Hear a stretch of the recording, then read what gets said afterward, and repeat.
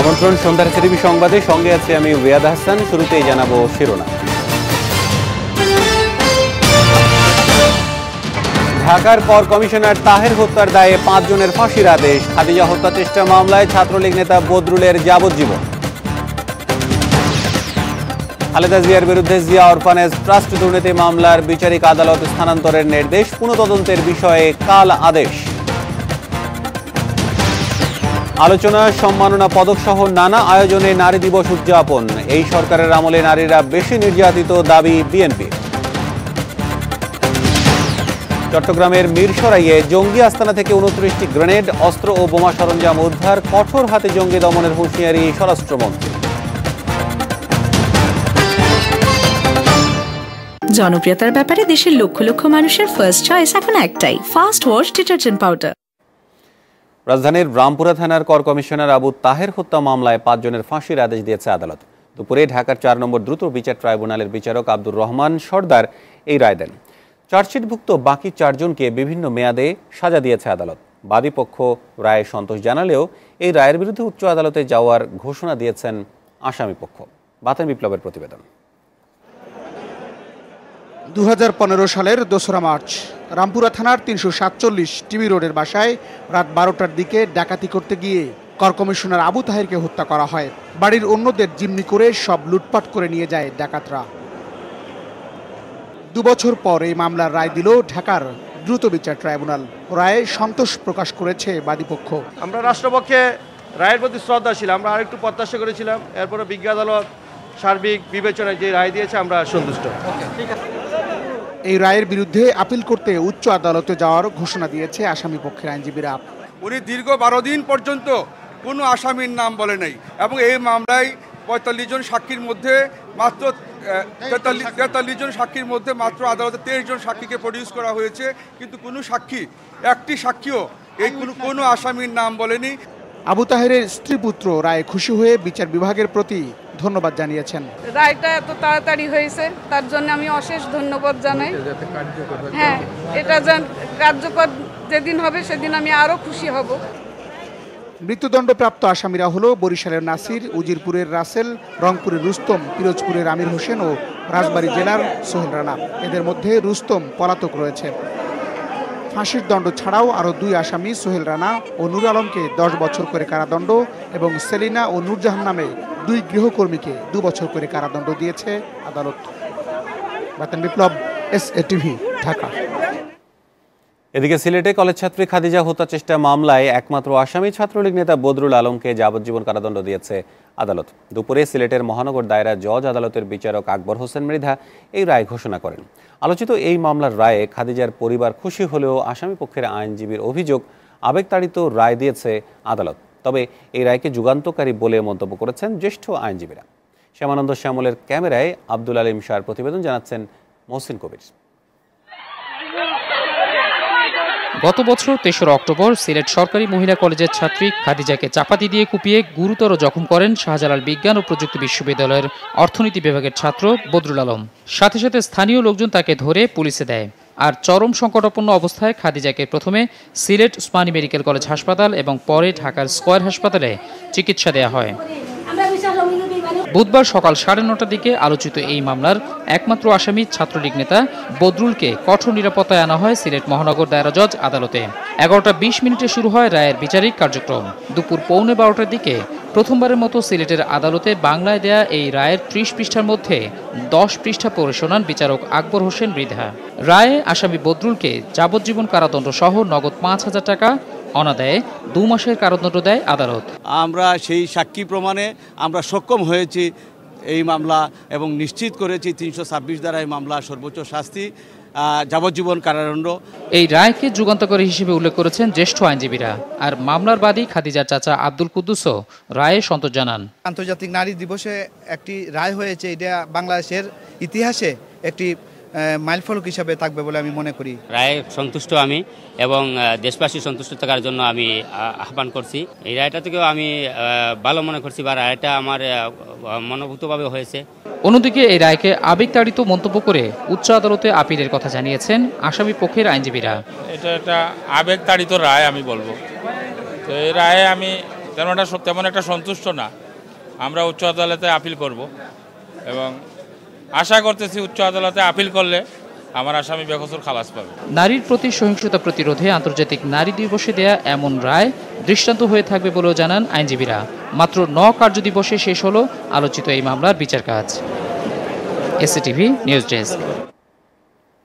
Zia orphanage trust দুর্নীতি মামলায় বিচারিক আদালত স্থানান্তর করে 60 দিনের মধ্যে মামলাটি নিষ্পত্তির নির্দেশ দিয়েছে হাইকোর্ট। দুপুরে বিচারপতি এম এনায়েতুর রহমানের নেতৃত্বাধীন 2 সদস্যের বেঞ্চ এই আদেশ দেয়। আদেশের প্রতিক্রিয়ায় দুদকের আইনজীবী জানান, আদালত পরিবর্তন মামলার উপর প্রভাব ফেলবে না, তবে এর বিরুদ্ধে আপিল হবে কিনা সেই সিদ্ধান্ত নেবে দুর্নীতি দমন কমিশন। মিজান আহমেদের প্রতিবেদন। 2,10,71,671 টাকা আত্মসাতের অভিযোগে 2008 সালের 3 জুলাই বিএনপি চেয়ারপারসন খালেদা জিয়া সহ 6 জনের বিরুদ্ধে রমনা থানায় জিয়া অরফানেজ ট্রাস্ট দুর্নীতি মামলা করে দুদক। বর্তমানে ঢাকার 3য় বিশেষ জজ আদালতে আসামিদের আত্মপক্ষ সমর্থনের পর্যায়ে রয়েছে মামলাটি। তবে নানা অভিযোগে গত 8 ফেব্রুয়ারি বিচারক আবু আহমেদ জমাদারের প্রতি অনাস্থা জানিয়ে আদালত পরিবর্তনে হাইকোর্টে আবেদন করেন খালেদা জিয়া। শুনানি শেষে বুধবার আবেদনটি মঞ্জুর করে আদেশ দিয়েছে হাইকোর্ট। এই যেখানে কোনো টাকা আত্মসাৎ হয় নাই, কুয়েতের আমির কর্তৃক টাকাটা প্রদান করা হয়েছিল, সে কারণেই আমরা বলেছিলাম যে আপনি ফার্দার ইনভেস্টিগেশনটা করেন। যেহেতু বিজ্ঞ আদালত আমাদের ফার্দার ইনভেস্টিগেশনের আবেদন নিষ্পত্তি না করেই জোর জবরদস্তি করে 342 কার্যক্রম পরিচালনা করে, সেই জন্যই আমাদের অনাস্থা ছিল। মহামান্য হাইকোর্ট ডিভিশন আমাদের অনাস্থার বিষয়টি আমলে নিয়ে উক্ত মামলাটি ঢাকার সিনিয়র বিশেষ জজ আদালতে বদলির নির্দেশ প্রদান করেন। তবে বিচার শেষ করতে নিম্ন আদালতকে 2 মাস সময় বেঁধে দেয় খুশি দুদকের আইনজীবী। মামলাটা স্পেশাল জাজ কোর্ট নম্বর 3 থেকে বদলি করে দেওয়া হলো এবং বলা হলো এই আদেশ যেদিন মহানগর সিনিয়র স্পেশাল জাজ রিসিভ করবে সেদিন থেকে 60 দিনের মধ্যে মামলাটা নিষ্পত্তি করতে হবে। যে অবস্থা থেকে ছিল মামলা, যে স্টেজে ছিল সেখান থেকে শুরু হবে। এটা আপিল করা উচিত হবে না। এখন এই সিদ্ধান্ত নির্ভর করবে দুর্নীতি দমন কমিশনের উপর। এর ঘণ্টা 2 পর একই বেঞ্চে এই মামলার পুনঃতদন্ত চেয়ে খালেদা জিয়ার আবেদনের বিষয়ে আদেশের দিন ধার্য করে হাইকোর্ট। এই আদালত দুপক্ষ ধৈর্য সহকারে শুনেছেন, আগামীকাল আদেশের জন্য দিন ধার্য করেছেন। মিজান আহমেদ, এসএটিভি, ঢাকা। আজ 8 মার্চ আন্তর্জাতিক নারী দিবস। নারী পুরুষের অধিকার ও মর্যাদায় সমতা প্রতিষ্ঠার দাবিতে প্রতি বছর এদিন নানা কর্মসূচি পালিত হলেও কোনো কোনো ক্ষেত্রে এখনও পিছিয়ে নারী, আবার কিছু ক্ষেত্রে পুরুষের সাথে সমান তালে এগিয়ে চলেছেন তারা। জীবনযুদ্ধে জয়ী হলেও নারীর প্রতি বন্ধ হয়নি নির্যাতন।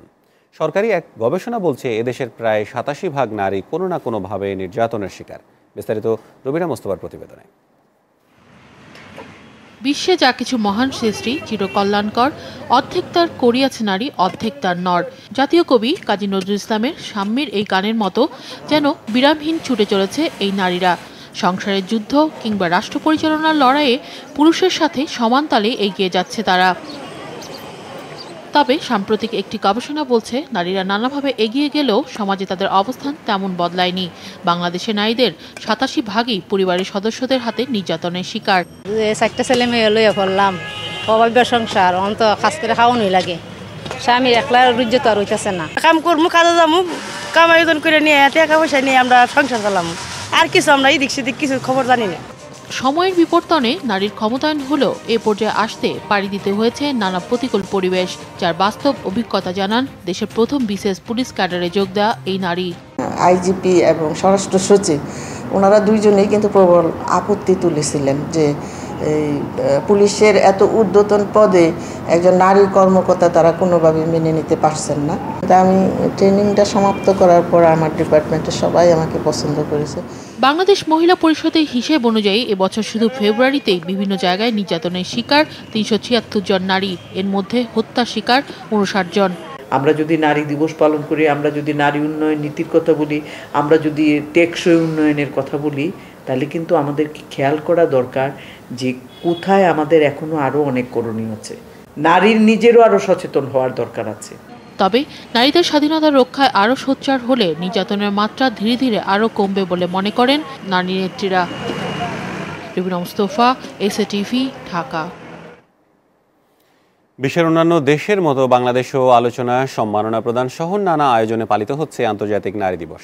নারী পুরুষ সমতায় উন্নয়নের যাত্রা বদলে যাবে বিশ্ব কর্মে নতুন মাত্রা। এই স্লোগানে রাজধানীতে আলোচনা সভা, শোভাযাত্রা ও সফল নারীদের সম্মাননা পদক দিয়েছে সরকার সহ বিভিন্ন সংগঠন। বিস্তারিত ফারজানা শোভার প্রতিবেদনে। ব্যবসা, বাণিজ্য, শিক্ষা, প্রশাসন, সাংবাদিকতা সহ সব ক্ষেত্রেই বাড়ছে নারীর অংশগ্রহণ।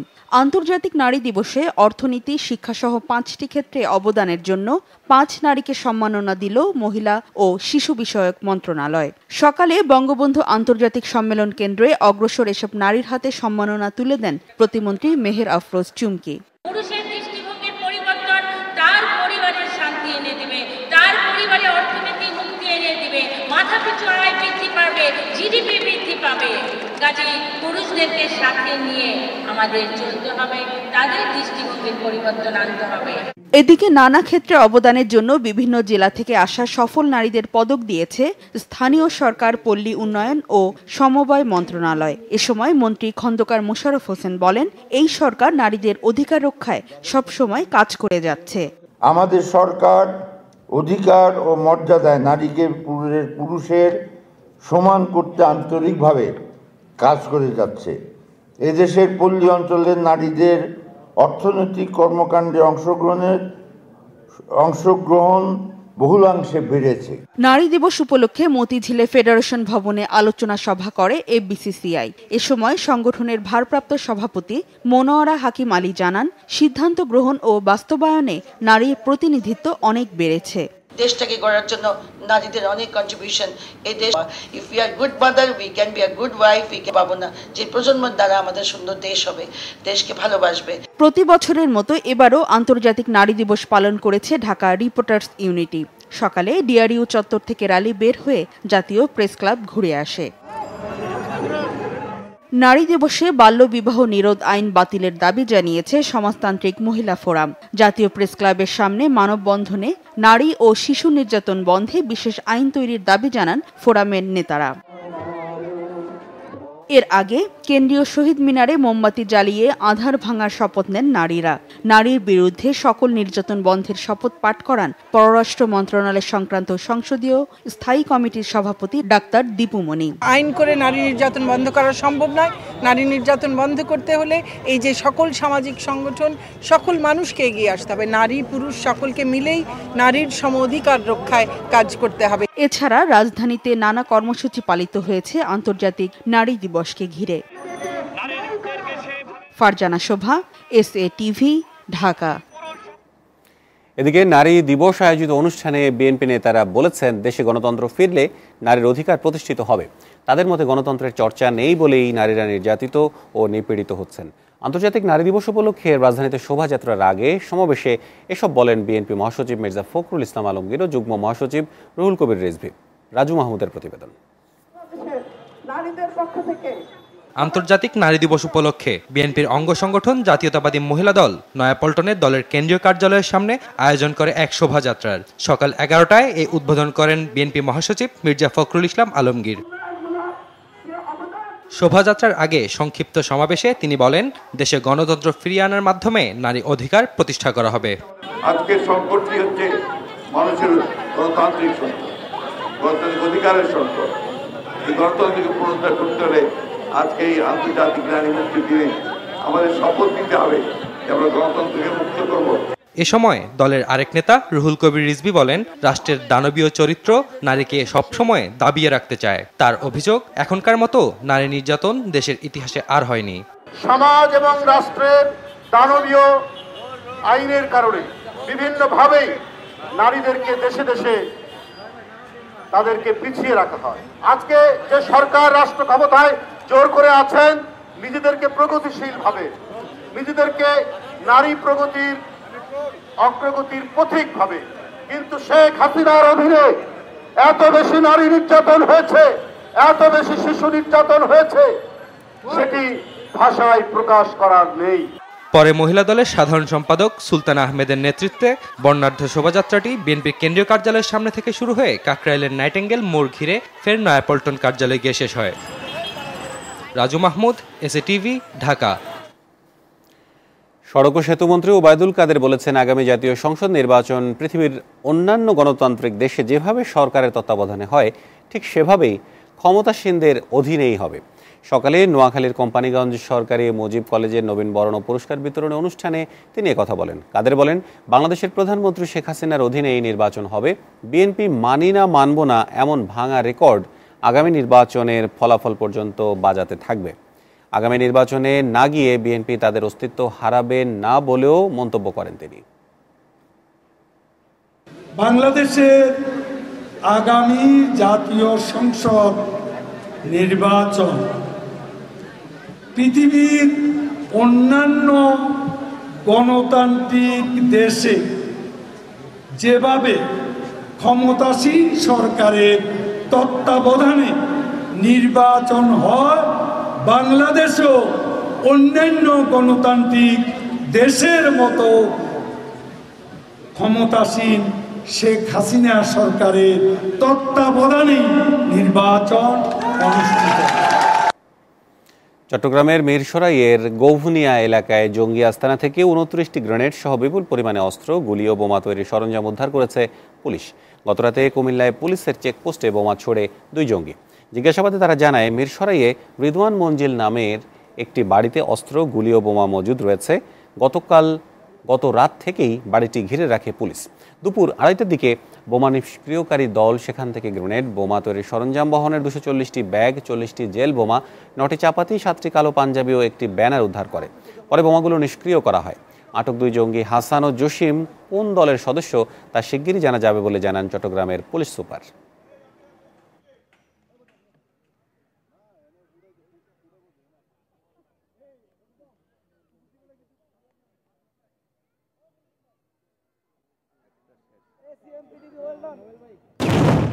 এই পর্যন্ত আটক করা হয়েছে 3 জনকে।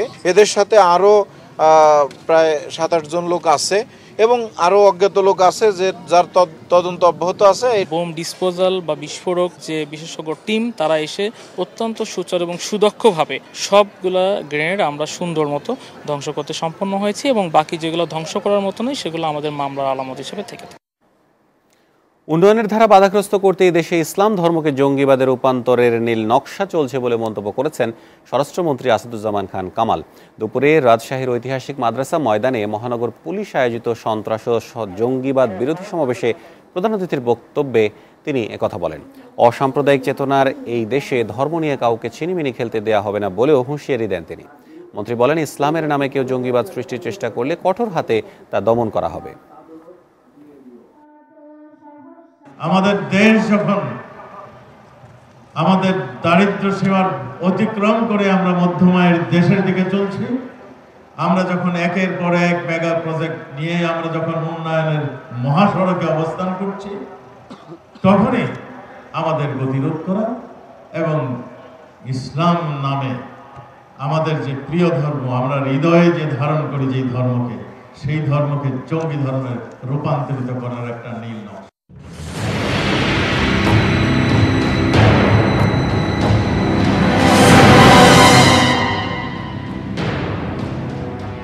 8 মার্চ সকাল 8টায় ঢাকা বেতার কেন্দ্র থেকে রেসকোর্স ময়দানে বঙ্গবন্ধুর 7 মার্চের ঐতিহাসিক ভাষণ দিয়ে সম্প্রচার কাজ শুরু হয়। প্রদেশের অন্যান্য বেতার কেন্দ্র থেকেও তা রিলে করে শোনানো হয়। বঙ্গবন্ধুর ঐতিহাসিক ভাষণ দেশি বিদেশি বিশ্ব গণমাধ্যমও ফলাও করে প্রচার করে। বঙ্গবন্ধুর মুক্তির ডাক ছড়িয়ে পড়ে দেশের আনাচে কানাচে। শুরু হয় যুদ্ধের প্রস্তুতি। 71 সালের এই দিনে ব্রিটেনে 10,000 প্রবাসী বাঙালি লন্ডনস্থ পাকিস্তানি হাই কমিশনের সামনে স্বাধীন বাংলার দাবিতে বিক্ষোভ করেন। মাহমুদ সোহেলের প্রতিবেদন। বঙ্গবন্ধুর দরাজ কণ্ঠের ঐতিহাসিক 7 মার্চের এই ভাষণের পরই মূলত মুক্তিকামী জনতা পূর্ব বাংলাকে স্বাধীন বাংলা করার চূড়ান্ত প্রস্তুতি নেয়।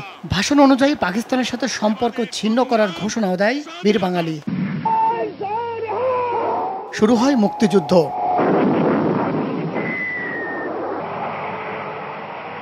টানা 9 মাসের এই লড়াইয়ে অংশ নেন বাংলার সাহসী যুবকরা। তাদেরই একজন নাট্য ব্যক্তিত্ব নাসিরউদ্দিন ইউসুফ বাচ্চু। তার আক্ষেপ, মুক্তিযুদ্ধের চেতনার বাংলাদেশ আজও প্রতিষ্ঠা পায়নি বলে। বদলে গেছে দেশ, বদলে গেছে বিশ্ব, বুঝি, কিন্তু একথাও তো সত্যি, এই জাতি তো লড়াই করেছে, 30 লক্ষ মানুষ জীবন দিয়েছে। সেখানে হিন্দু জীবন দিয়েছে না, মুসলমান জীবন দিয়েছে না, খ্রিস্টান না বৌদ্ধ, নারী না পুরুষ, এটা নিয়ে তো ভাগ হয়নি কখনো।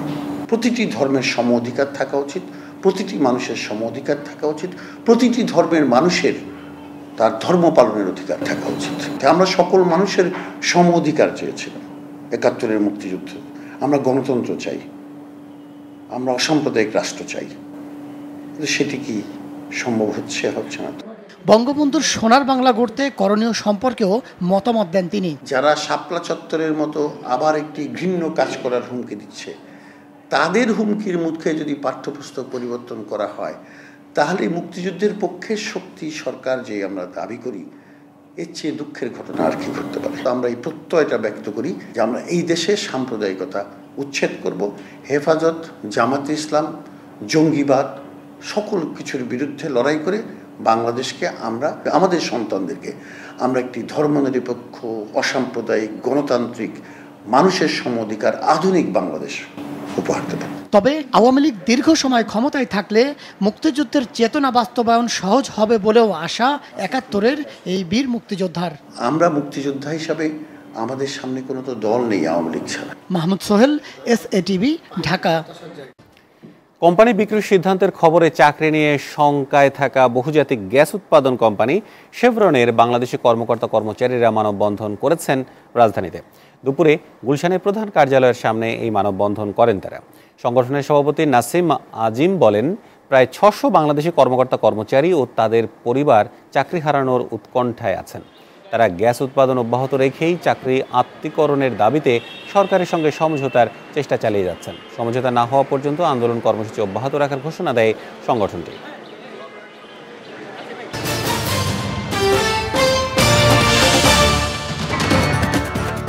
আফগানিস্তানের রাজধানী কাবুলে প্রধান সামরিক হাসপাতালে আইএসের আত্মঘাতী হামলায় ৩০ জন নিহত হয়েছে। আহত হয়েছে কমপক্ষে অর্ধশতাধিক। দেশটির প্রতিরক্ষা মন্ত্রণালয়ের মুখপাত্র জানান, সর্দার দাউদ খান নামের ৪০০ শয্যার ওই সামরিক হাসপাতালে চিকিৎসক সেজে ভেতরে ঢুকে আত্মঘাতী হামলাকারী।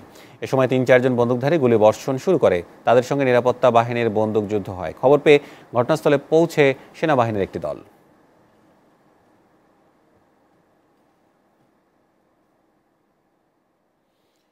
স্মার্টফোন, কম্পিউটার ও টেলিভিশনের মাধ্যমে বিশ্বের সব দেশের নাগরিকের ওপর নজরদারি চালিয়ে আসছে যুক্তরাষ্ট্রের কেন্দ্রীয় গোয়েন্দা সংস্থা CIA। এই গোপন তথ্য ফাঁস করে আবারও সাড়া ফেলে দিয়েছে আলোচিত ওয়েবসাইট উইকিলিক্স। ফাঁস হওয়া দলিলে জানানো হয়, অ্যান্ড্রয়েড ও আইফোন সহ উইন্ডোজ ও লিনাক্স অপারেটিং ব্যবস্থার কম্পিউটারগুলোকে লক্ষ্য করে কিভাবে ম্যালওয়্যার সহ নানা সাইবার আক্রমণ চালিয়ে তথ্য হাতিয়ে নেওয়া হতো। তবে এসব অভিযোগ কতটা সত্য তা নিয়ে এখনও কোনো মন্তব্য করেনি CIA। মার্কিন এই গোয়েন্দা সংস্থাটি অতি পরিচিত সব প্রযুক্তি পণ্যকে টার্গেট করে। এর মধ্যে কোনো হ্যাকিং সফটওয়্যার CIA নিজেই তৈরি করেছে, কিন্তু স্যামসাং টেলিভিশনে হ্যাকিং করার জন্য একটি স্পাইওয়্যার তৈরিতে ব্রিটেনের গোয়েন্দা সংস্থা MI5 সাহায্য করেছে বলেও এতে উল্লেখ করা হয়।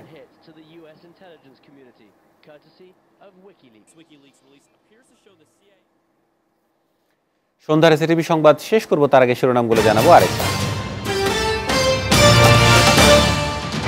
ঢাকার কর কমিশনার তাহের হত্যার দায়ে ৫ জনের ফাঁসির আদেশ। খাদিজা হত্যা চেষ্টা মামলায় ছাত্রলীগ নেতা বদরুলের যাবজ্জীবন। খালেদা জিয়ার বিরুদ্ধে জিয়া অরফানেজ ট্রাস্ট দুর্নীতি মামলার বিচারিক আদালতে স্থানান্তরের নির্দেশ। পুনঃতদন্তের বিষয়ে কালাদেশ। আলোচনায় সম্মাননা পদক সহ নানা আয়োজনে নারী দিবস উদযাপন। এই সরকারের আমলে নারীরা বেশি নির্যাতিত, দাবি বিএনপি। চট্টগ্রামের মিরসরাইয়ে জঙ্গি আস্তানা থেকে ২৯টি গ্রেনেড, অস্ত্র ও বোমা সরঞ্জাম উদ্ধার। কঠোর হাতে জঙ্গি দমনের হুঁশিয়ারি স্বরাষ্ট্রমন্ত্রী।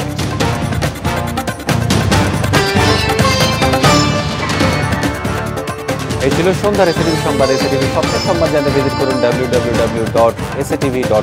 থাকার জন্য ধন্যবাদ সবাইকে। এরপর থাকছে মাঠে ময়দানে।